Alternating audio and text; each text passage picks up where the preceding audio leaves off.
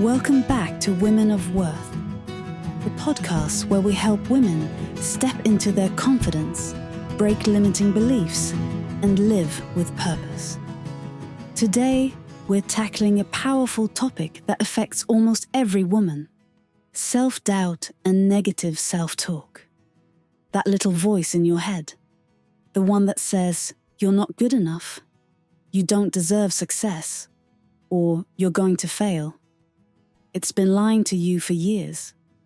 And today, we're going to expose that inner critic for what it really is: fear disguised as truth. But here's the good news. You don't have to believe every thought you think. Self-doubt is not permanent, and your self-worth is not defined by that critical voice in your mind. In this episode, we'll break down the science of why women experience self-doubt more than men, how negative thoughts rewire the brain, and, most importantly, how to break free from the cycle of self-criticism. You'll hear inspiring real-life stories, simple but powerful mindset shifts, and practical strategies to turn self-doubt into self-worth.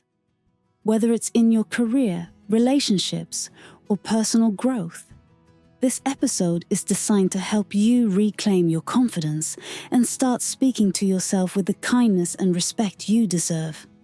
So grab your favorite drink, get comfortable, and let's dive into a life-changing conversation.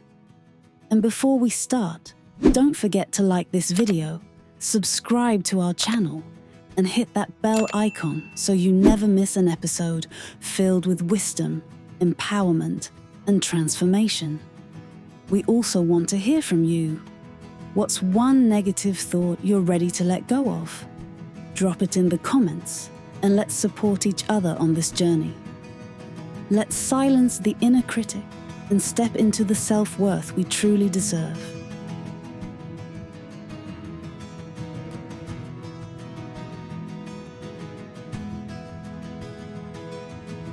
Have you ever noticed that like inner voice of self-doubt seems to pipe up like at just the worst possible times, right before a big presentation? Absolutely. Or when you're about to go for a promotion? Well, today we're going to be diving deep into how to overcome that negative self-talk and build unshakable self-worth, especially for women. Yeah. Because let's face it, we often face a whole extra layer of pressure and expectations. It's true. Studies actually show that women are twice as likely as men to experience self-doubt. Wow. And what we call imposter syndrome. Oh, yeah. That feeling of not being good enough or deserving of success. Right. Even when we have the evidence to prove otherwise. It's like our brains are playing tricks on us. Yeah. So let's get into the science behind this. Okay. How do these negative thought patterns actually take root in our brains? Well, imagine a path in the woods. The more you walk it, the more defined it becomes. Our thoughts work similarly. Every time we think a thought, it creates a pathway in our brain. And the more we repeat that thought, whether it's positive or negative, the stronger that pathway gets. So if we're constantly telling ourselves we're not good enough, right, we're essentially carving out a superhighway for self-doubt in our brains. Exactly. It becomes our brain's default setting. Oh, wow. And what's fascinating is that this isn't just happening in some abstract emotional part of the brain. Right. The prefrontal cortex. Okay. Our brain's command center for decision-making is heavily involved. When we engage in negative self-talk, our prefrontal cortex is working overtime trying to make sense of those thoughts. Wow. And sadly, that actually reinforces those neural pathways. So even if we know those thoughts aren't true, the very act of analyzing them strengthens their grip on us. Yes. That's kind of counterintuitive. It is. But it highlights just how powerful our thoughts can be. Okay. There's another brain region we need to consider. Okay. The amygdala, our brain's fear center, when we engage in negative self-talk. The amygdala perceives those thoughts as threats. Oh. Even if they aren't based in reality. So we're basically triggering our own stress response with our thoughts. Precisely. And that leads to a cascade of physical and emotional changes. Increased cortisol, rapid heart rate, tense muscles, the works. Yeah. Over time, this chronic stress can have serious consequences for both our mental and physical health. It's amazing and a little scary to think about how much power our thoughts have over our well-being. It is. But the empowering part is that we can actually rewire those negative pathways. Okay. Our brains are incredibly adaptable thanks to neuroplasticity. Neuroplasticity, that's the brain's ability to change and reorganize itself, right? Exactly. Studies have shown that we can actually change the structure and function of our brains through repeated effort. Really? Think of it like this. Okay. London cab drivers have to memorize a vast network of streets. Oh, wow. And studies have shown that this intense mental effort actually increases the size of their hippocampus, the area of the brain responsible for spatial memory. So our brains are constantly evolving based on what we're focusing on and practicing. Absolutely. And the same principle applies to overcoming negative self-talk. Okay. By consistently challenging those negative thoughts and practicing more positive self-talk, we can literally create new, more empowering pathways in our brains. That's really encouraging. But before we dive into those strategies, let's talk about why women in particular seem to struggle with self-doubt more than men. Right. It's not just about individual brain chemistry. Yeah. There are a lot of external factors at play. We're up against societal pressures and expectations that can really fuel those negative thought patterns. Yeah, I think we all know what you're talking about. Yes. But let's break it down. What are some of the key reasons why women might be more prone to self-doubt?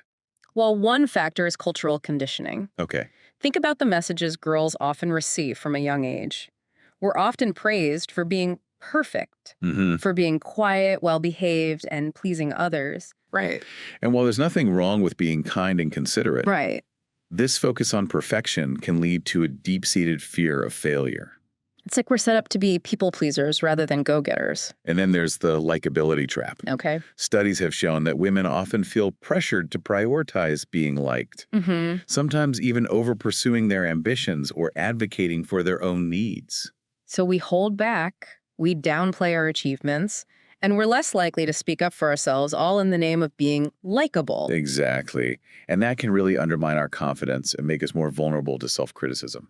It's like we're constantly second-guessing ourselves and worrying about what other people will think. And let's not forget the role of the media. Oh, right. Bombarded with unrealistic beauty standards that tell us we're not thin enough, pretty enough, or young enough. Yeah. It's no wonder so many women struggle with body image and self-esteem issues. It's true. Studies show that 80% of women compare themselves negatively to images they see on social media. It's a constant barrage of messages telling us we're not good enough.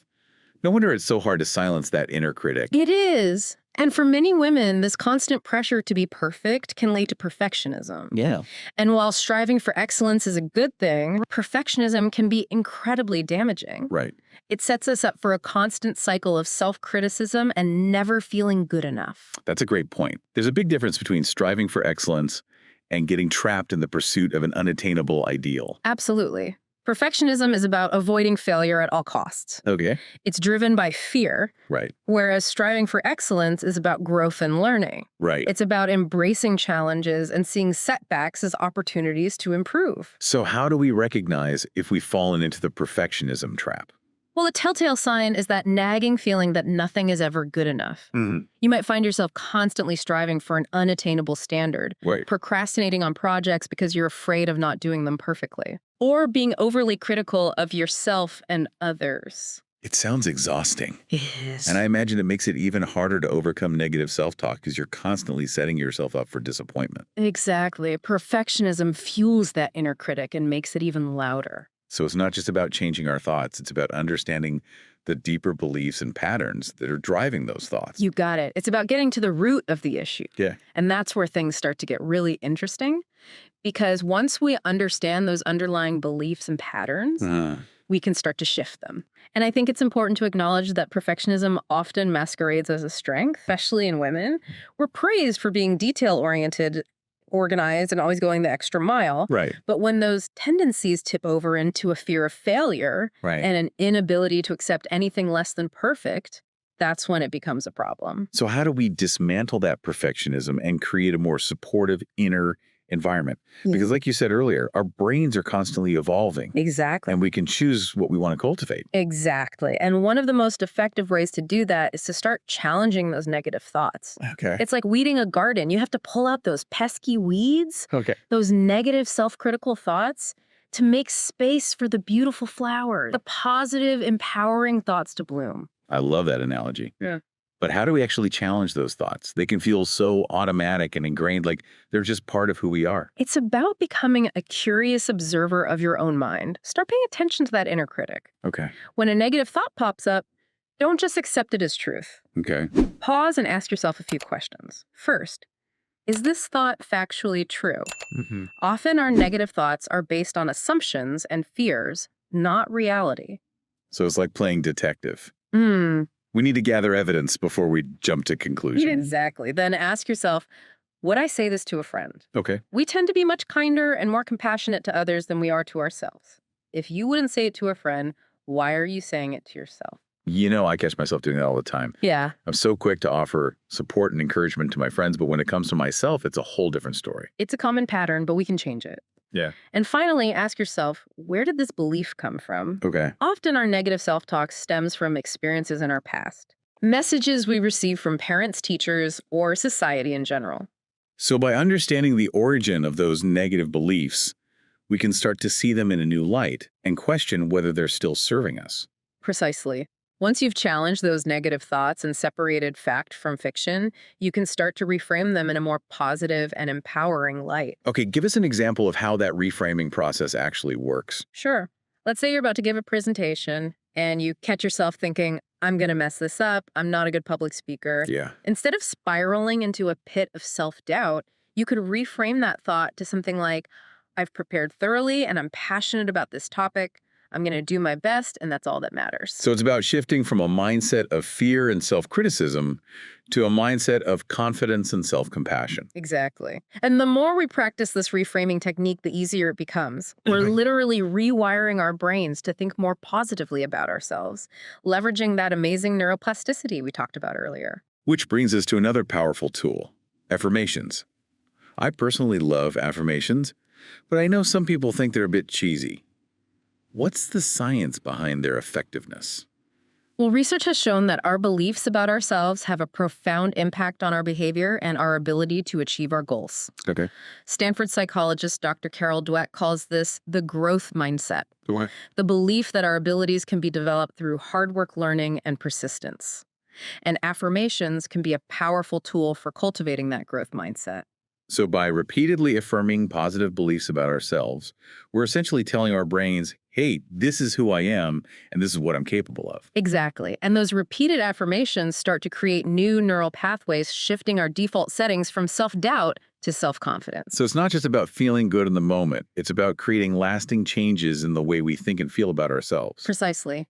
And the more consistent we are with our affirmations, the greater the impact. So what's the best way to use affirmations? Any tips for our listeners? Absolutely. First, make sure your affirmations are personal and meaningful to you. Okay. Don't just use generic phrases.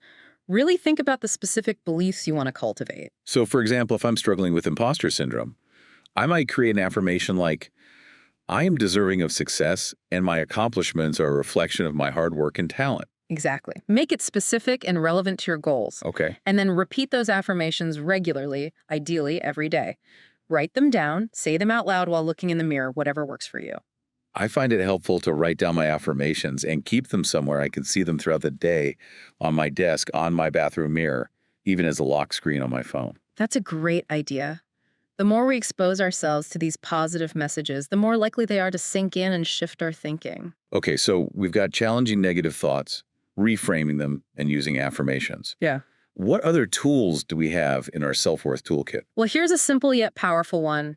Embrace the power of yet. Yet. Tell me more about that. It's all about shifting our perspective from a fixed mindset to that growth mindset we talked about earlier. Right. Instead of saying, I'm not good at this, Okay. you add the word yet to the end of the sentence.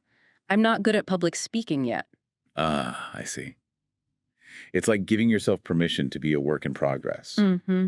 to acknowledge that you're on a journey of learning and growth. Exactly. It opens up the possibility for improvement and transformation. It's a subtle but powerful mindset shift. I love that. It's like taking the pressure off and embracing the process. Yeah. Okay, what else have we got?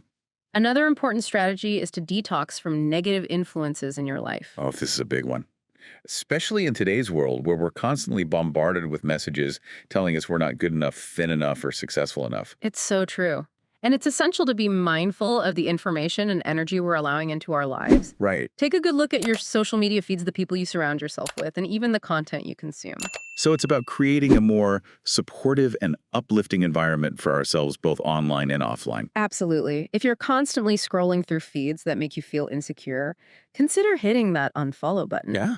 Surround yourself with people who lift you up, celebrate your accomplishments, and support your growth. Okay. And choose content that inspires, educates, and empowers you. That's such an important reminder. Yeah. We have the power to choose what we allow into our minds and hearts. We do. And sometimes that means setting boundaries with people who are constantly negative or critical. It's not about being unkind. It's about protecting your own mental and emotional well-being. I think a lot of women especially struggle with setting those boundaries because we're so conditioned to be people pleasers. Yeah. But sometimes saying no is the most loving thing we can do for ourselves. I couldn't agree more. And it's not just about external influences. Right. We also need to be mindful of our own inner dialogue. That constant stream of self-criticism can be incredibly draining and damaging to our self-worth. So how do we start to shift that inner dialogue from negative to positive? Well, one powerful technique is visualization. Oh, I love this one. It's so powerful.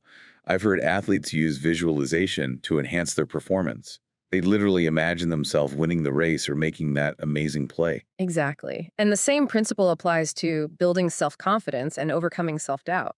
By visualizing ourselves as the confident, successful women we want to be, we're essentially creating a blueprint in our minds. So our brains start to believe it's possible because we've already seen it happen in our minds. Exactly. And that belief can translate into real-world action and behavior. Okay, but how do we actually do this? Any specific visualization exercises you recommend? One powerful one is to write a letter from your future confident self to your current self. Intriguing. Imagine yourself 5 or 10 years from now. You've achieved your goals, you're radiating confidence, and you're living your best life. Now write a letter from that future you to your present self. Think about the advice, encouragement, and wisdom your future self would share. What challenges did you overcome to get where you are? What lessons did you learn along the way? What would you tell your younger self to be brave and go for it? I love that. It's like tapping into our own inner wisdom and guidance. And by writing that letter, we're essentially sending a message to our subconscious minds that this confident, successful version of ourselves is not only possible, but inevitable. Exactly. It's about creating a self-fulfilling prophecy. And the more we embody that confident version of ourselves, the more we attract those positive experiences into our lives. It's like we're priming our minds for success by aligning our thoughts, feelings, and actions with our goals. Exactly. And the beautiful thing is that the more we practice these strategies, challenging negative thoughts, reframing them, using affirmations, embracing yet detoxing from negativity, and visualizing our success, the more natural they become. It's like building a muscle. The more we exercise our self-worth muscle, the stronger it gets. And as that muscle gets stronger, we're able to face challenges with more resilience, pursue our goals with more confidence, and create a life that feels truly aligned with our values and aspirations. This has been such an incredible conversation, and I know we've covered a lot of ground, but I feel like we're just scratching the surface of this incredibly important topic. Before we wrap things up, is there anything else you want to share with our listeners about how to move from self-doubt to self-worth? I think the most important thing to remember is that this is a journey, not a destination. Right. There will be ups and downs. There will be days when that inner critic feels especially loud. But the key is to keep practicing these strategies. To keep showing up for yourself with kindness and compassion, and to trust that you are capable of creating a life that feels truly fulfilling. Beautifully said.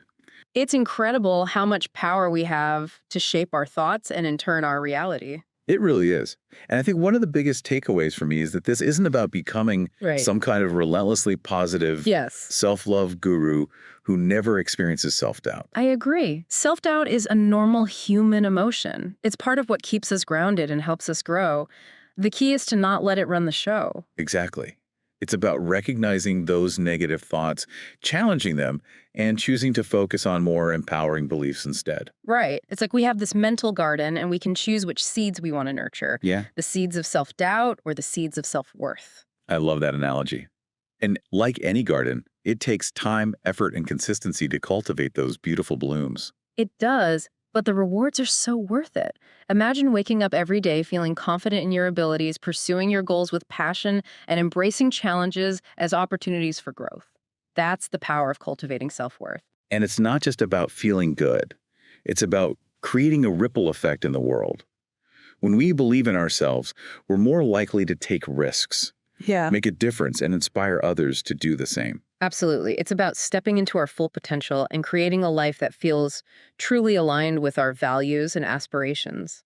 So as we wrap up this deep dive, I want to leave our listeners with a final thought. What's one small step you can take today to challenge your inner critic and start cultivating that unshakable self-worth? That's a great question. It could be as simple as writing down one affirmation and repeating it to yourself throughout the day. Or maybe it's catching yourself in a moment of negative self-talk and consciously choosing to reframe that thought in a more positive light. Or maybe it's setting a boundary with someone who drains your energy or unfollowing a social media account that makes you feel insecure. The important thing is to take action no matter how small. Remember, progress over perfection. You know, I was thinking about the story of Samantha, the lawyer who was attributing all her success to luck instead of her own talent and hard work. Right. That really resonated with me because I've definitely been there myself. It's a common pattern, especially for women. We're often quick to downplay our accomplishments and give credit to external factors rather than owning our successes. Exactly. But Samantha's story also shows us that we can shift that narrative. Right. By simply tracking her achievements, she started to see a clear pattern of success that couldn't be ignored. It was a powerful reminder that she was, in fact, incredibly talented and capable. And that's what I hope our listeners take away from this episode. That you are capable, you are worthy, and you have the power to create the life you desire. So true. Don't let that inner critic hold you back from pursuing your dreams, speaking your truth, and shining your light. And remember, you don't have to do this alone. We're building a supportive community here at The Deep Dive. So please share your experiences with self-doubt and self-worth in the comments below. Let's learn from each other, uplift each other, and create a space where we can all feel safe to be our authentic selves. Beautifully said. And if you enjoyed this episode, make sure to like and subscribe to stay tuned for more deep dives into topics that matter. Until next time, keep those affirmations flowing, challenge those negative thoughts, and remember, you are enough just as you are.